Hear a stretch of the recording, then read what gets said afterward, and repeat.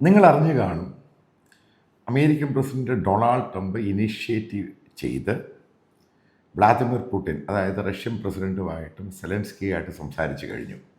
Russia Ukraine വാറ് എത്രയും വേഗം ഒരു സീസ് ഫെയർ സൊല്യൂഷൻ ഉണ്ടാക്കണം. അപ്പം അതിനുശേഷം ഇത് പത്രങ്ങളിലൊക്കെ ഗ്ലോബൽ മീഡിയയിൽ വാർത്തയാകുകയാണ്. അപ്പോൾ ഇവരോട് നെഗോഷിയേറ്റ് ചെയ്യാൻ അദ്ദേഹം എടുത്തിരിക്കുന്ന പ്ലേസ് സൗദി അറേബ്യയാണ്. അതിനും പ്രാധാന്യമുണ്ട്. എന്താണ് സൗദിയുടെ പ്രാധാന്യം? ഡൊണാൾഡ് ട്രംപ് രണ്ടാമത് പ്രസിഡൻ്റായിട്ട് തിരഞ്ഞെടുക്കപ്പെട്ട ശേഷം ആദ്യമായിട്ട് ലോകത്തിന് പുറത്തേക്ക് പോകുന്ന രാജ്യം സൗദി അറേബ്യയാണ്. ചിലപ്പോൾ സൗദി അറേബ്യ പോയിട്ട് UAE ഭരണാധികാരിയുമായിട്ടും ഡിസ്കഷൻ ഉണ്ട്. കാരണം അദ്ദേഹം അവിടെ പോകാൻ സാധ്യതയുണ്ട്. അവിടുന്ന് ചിലപ്പം ഇസ്രായേലിലായിരിക്കും അദ്ദേഹം പോകുന്നത്. ഏതായാലും വാറിനൊരു പരിഹാരം ഉണ്ടാകുമെന്നുള്ള ധാരണയാണ് എല്ലാവരും നോക്കിക്കാണുന്നത്. അതിനു മുമ്പേ ട്രംപ് പറഞ്ഞു കഴിഞ്ഞു, ഉക്രൈനെ തൽക്കാലം നാറ്റോയിൽ എടുക്കുന്നില്ല. ഇപ്പോൾ റഷ്യയുടെ ഒരു പ്രശ്നം അങ്ങ് മാറിക്കിട്ടി. മറ്റൊരു സംഭവമുണ്ട്. ഡോൺബാസ്ക് എന്ന് പറഞ്ഞ ഈ റഷ്യ ക്യാപ്ചർ ചെയ്ത സ്ഥലവും അതിന് കൗണ്ടറായിട്ട് ഉക്രൈൻ ക്യാപ്ചർ ചെയ്ത സ്ഥലവും അന്യോന്യം വിട്ടുകൊടുക്കണം. അതിൽ അമേരിക്കൻ ഇൻട്രസ്റ്റ് ഉണ്ട്. അതായത് റയർ എർത്ത് മിനറൽസ് ഈ റഷ്യ ക്യാപ്ചർ ചെയ്ത സ്ഥലത്താണ് ഏറ്റവും കൂടുതലുള്ളത്. അമേരിക്കൻ ഇൻവെസ്റ്റ്മെൻറ്റ് അവിടെ ഫ്യൂച്ചറിൽ ഉണ്ടാകാനുള്ള സാധ്യതയുണ്ട്. ചൈനയെ മാറ്റി നിർത്തി. കാരണം ചൈനയാണിത് ഇന്ന് അമേരിക്കയ്ക്ക് സപ്ലൈ ചെയ്യുന്നത്. ചൈന അത് ബാൻ ചെയ്തിരിക്കുകയാണ്. അത് അമേരിക്കൻ കമ്പനികൾ അതിഭയങ്കരമായിട്ട് ഉക്രൈനിൽ ഇൻവെസ്റ്റ് ചെയ്യാനുള്ള സാധ്യത കൂടും. കാരണം മിലിറ്ററി സെക്യൂരിറ്റി പർപ്പസുമായിട്ട് ബന്ധപ്പെട്ട്. ഇനി ഇതിൻ്റെ ഞാൻ കാണുന്ന സംഭവം വാർ ഏതാണ്ട് തീരുമെന്നുള്ള കാര്യത്തിൽ സംശയമൊന്നുമില്ല. കാരണം രണ്ടു കൂട്ടരും പിന്മാറുന്നു. ഉക്രൈൻ തൽക്കാലം നാറ്റോയിൽ ജോയിൻ ചെയ്യുന്നില്ല. അമേരിക്ക ഫ്യൂച്ചറിൽ പക്ഷേ അമേരിക്കൻ ബേസ് ഉക്രൈനിൽ കാണാൻ സാധ്യത കൂടുതലാണ്. കാരണം ഉക്രൈൻ എന്ന് പറഞ്ഞ രാജ്യം അമേരിക്കയുടെ കൂടെ വേണമെന്നുള്ളത് അമേരിക്കയ്ക്ക് താല്പര്യമാണ്. കാരണം ഉക്രൈനിലുള്ള റയർ എർത്ത് സംഭവം, മിനറൽസും മറ്റുള്ള കാര്യങ്ങൾ. കാരണം അമേരിക്കൻ ബിസിനസ് ഇൻട്രസ്റ്റാണ്, അതിൻ്റെ സെക്യൂരിറ്റി ഇൻട്രസ്റ്റാണ് അതിൻ്റെ താല്പര്യം. ഇപ്പം ഞാൻ കാണുന്ന മറ്റൊരു പ്രധാനപ്പെട്ട പോയിൻ്റ്, ഈ അമേരിക്കൻ പ്രസിഡന്റ് സൗദിയിലോട്ട് പോകുന്നതിന് ഇപ്പം പല ആൾക്കാരും പല രീതിയിലുള്ള വ്യാഖ്യാനങ്ങളാണ് കാണുന്നത്. പക്ഷേ ഞാൻ കഴിഞ്ഞ പ്രാവശ്യം അമേരിക്കയിൽ പോയിട്ട് എൻ്റെ ഒരു സുഹൃത്ത് അവിടെ സീനിയർ തലത്തിലുണ്ടായിരുന്ന CIAയുടെ റിട്ടയർഡായ ഒരു ഇന്ത്യക്കാരനായ ഒരു ഓഫീസറെ ഞാൻ പരിചയപ്പെട്ടു. അപ്പോൾ അദ്ദേഹത്തിൻ്റെ ചാർജ് മിഡിൽ ഈസ്റ്റിലായിരുന്നു. അപ്പോൾ അദ്ദേഹം പറഞ്ഞൊരു സംഭവമുണ്ട്, എന്തുകൊണ്ടാണ് ട്രംപും ഈ സൗദി ഭരണാധികാരിയായിട്ട് ഇത്രയും ബന്ധമുണ്ടാകാനുണ്ടായ കാരണം. ഞാൻ ചോദിച്ച ചോദ്യം, കാരണം ട്രംപ് എപ്പോഴും ഈ മുഹമ്മദ് ബിൻ സൽമാനും ആ ഫാമിലിയുമായിട്ട് വലിയ അടുപ്പമാണ് കാണിക്കുന്നത്. കാരണം അതിൻ്റെ പേരിലാണ് ഖത്തറുമായിട്ട് പ്രശ്നം ഉണ്ടാക്കിയതും. ഈ UAEയേക്കാളും താല്പര്യം ഈ പറയുന്ന സൗദി കുടുംബവുമായിട്ട് ഇദ്ദേഹത്തിന് നല്ല ബന്ധമാണ്. അപ്പം എന്നോട് അദ്ദേഹം എക്സ്പ്ലെയിൻ ചെയ്തൊരു സംഭവമുണ്ട്. അത് ഇപ്പം ചില പത്രങ്ങളിൽ വരാൻ തുടങ്ങി. കാരണം ട്രംപ് ആദ്യം പോകുന്നത് സൗദിയിലാണ്.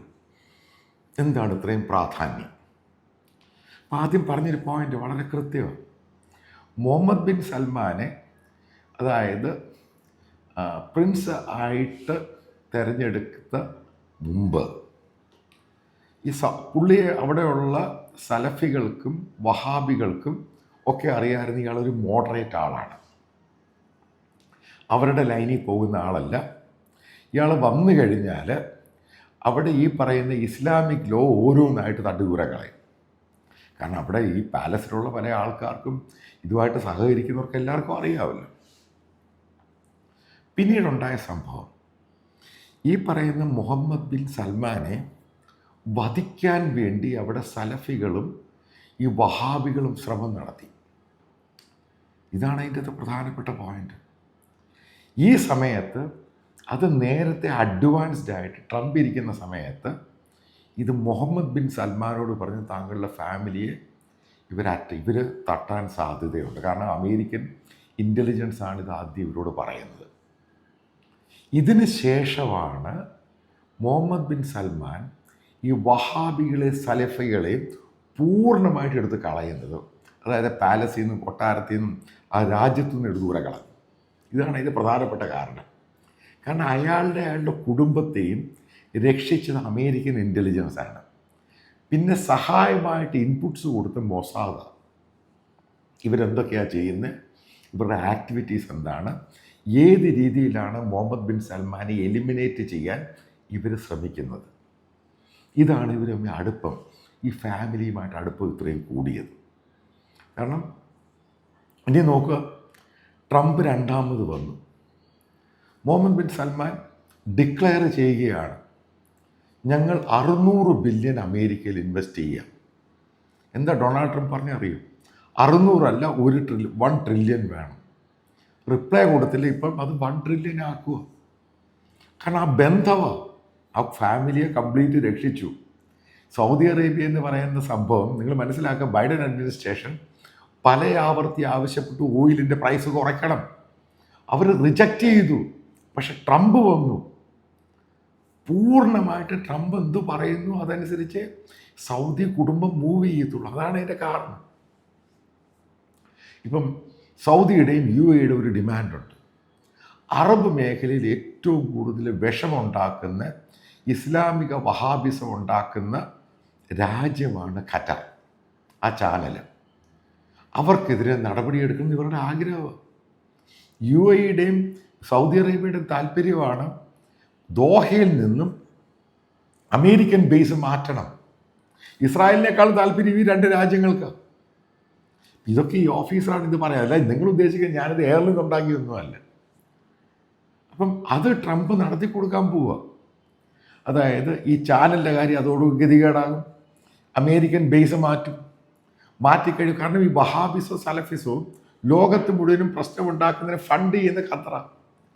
അപ്പോൾ അതുകൊണ്ട് ഖത്തറിനെ ഒഴിവാക്കുക, ഖത്തറിനെ ഡിസ്കറേജ് ചെയ്യുക, ഡിസ്മാൻഡിൽ ചെയ്യുക. ഇത് സൗദിയുടെയും UAEയുടെയും ലോങ് സ്റ്റാൻഡിങ് ആവശ്യമാണ്. അല്ലെങ്കിൽ ഈ രാജ്യങ്ങൾക്ക് പ്രശ്നമാണ്, മിഡിൽ ഈസ്റ്റിൽ പ്രശ്നമാണ്. കാരണം അതേപോലെയാണ് ഇവർ ഫണ്ട് ചെയ്യുന്നത്. കാരണം നിങ്ങൾ നോക്കുക, സക്കീർ നായിക്കിനെ ഈ 2 രാജ്യങ്ങളും ബാൻ ചെയ്തേക്കുക, സൗദി അറേബ്യ, UAE. പക്ഷെ ഖത്തർ അയാൾക്ക് വലിയ ഇൻഫ്ലുവൻസ്, വലിയ സംഭവമാക്കി മാറ്റിയേക്കും. അയാൾ വീണ്ടും തിരിച്ച് ഖത്തറിൽ ലോകകപ്പ് വന്ന സമയത്ത് ഇന്ത്യ ഗവൺമെൻറ്റാണ് പറഞ്ഞത്, ഇയാൾ അതിൻ്റെ അത് കയറുവാണെങ്കിൽ ഞങ്ങൾ ബോയ്ക്കോട്ട്, ഞങ്ങൾ ഡിപ്ലോമാറ്റിക് റിലേഷൻ ഖത്തറുമായിട്ട് കട്ട് ചെയ്യുമെന്ന് പറഞ്ഞു. ഉടൻ തന്നെ അയാളെ തിരിച്ചയച്ചു. കാരണം ഈ 2 രാജ്യങ്ങൾക്കും അവിടെയുള്ള പല അറേബ്യൻ രാജ്യങ്ങൾക്കും ഈ ഖത്തറിൻ്റെ ഈ വഹാബിസം സലഫിസം പ്രൊമോഷൻ വലിയ പ്രശ്നം സൃഷ്ടിച്ചിട്ടുണ്ട്. അതുകൊണ്ടാണ് ഈ ഖത്തറാണെങ്കിലും സൗദി അറേബ്യയും UAE ആണെങ്കിലും കൃത്യമായിട്ട് ഈ സലഫിസം വഹാബിസം ഓടിച്ചേക്കുന്നത്. അവർക്ക് വരെ താല്പര്യമില്ല.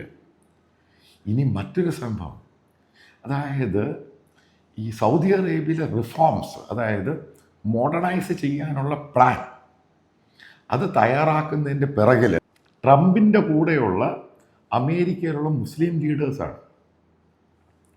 അവരാണ് സൗദി എങ്ങനെ മാറ്റം വരണം എന്നൊരു ഡ്രാഫ്റ്റ് ഉണ്ടാക്കി മുഹമ്മദ് ബിൻ സൽമാന് കൊടുത്തിരിക്കുന്നത്. സ്ത്രീകൾക്ക് ഡ്രൈവ് ചെയ്യണം, അവിടെ കാസിനോസും മറ്റുള്ള സംഭവം വരണം. ട്രംപ് അവിടെ ഈ പുതിയ സിറ്റിയിൽ ട്രംപ് ടവേഴ്സ് വരാൻ പോവുക. അതിൻ്റെ പ്ലാനിങ്ങൊക്കെ തയ്യാറാക്കി. അത് അമേരിക്കൻ പ്രസിഡന്റ് ട്രംപുമായിട്ട്, അയാൾക്ക് ബിസിനസ് കച്ചവടക്കാരന്, ട്രംപ് ടവറും ട്രംപ് എൻ്റർടൈൻമെൻറ്റ് സംഭവങ്ങളിലൂടെ വരാൻ പോവുക. അപ്പോൾ ആ സിറ്റികൾ പ്ലാൻ ചെയ്യുന്നതിൻ്റെ അകത്തും അതെങ്ങനെയാണ് മുന്നോട്ട്, ലാസ് വെഗാസ് പോലെ സിറ്റിയാണ് ഈ പറയുന്നത് ഉദ്ദേശിക്കുന്നത്, കാസിനോസും അത് ഇതുമൊക്കെയുള്ള സംഭവം. അതേപോലെ തന്നെ അവിടെ മറ്റുള്ള എൻ്റർടൈൻമെൻറ്റ് എങ്ങനെ അത് യൂറോപ്പിനെ പോലെ ആക്കി അല്ലെങ്കിൽ അമേരിക്കയെ പോലെ ആക്കി മാറ്റാം. സ്ത്രീകളെ എത്ര സ്വാതന്ത്ര്യം. നിങ്ങൾ ശ്രദ്ധിച്ചോണം, ഈ മുഹമ്മദ് ബിൻ സൽമാന് ഏകദേശം 37 വർഷം തടവിന് ശിക്ഷിച്ച സൗദി യുവതി, അവർ ബേസിക്കലി പഠിച്ചുകൊണ്ടിരിക്കുന്ന ലീഡ്സിലാണ്, UK-യിലാണ്. നിങ്ങൾ ശ്രദ്ധിച്ചോണം, ആ 37 വർഷം തടവിന് ശിക്ഷിച്ച ആ സ്ത്രീയെ, അവർ 2 കുട്ടികളുമുണ്ട്, അവരെ 2 ദിവസം മുമ്പ് 3 വർഷം കഴിയുമ്പോൾ ഇറക്കാൻ വിട്ടു. കഴിഞ്ഞിടയ്ക്ക് 2 ദിവസം മുമ്പ് റിലീസ് ചെയ്തു.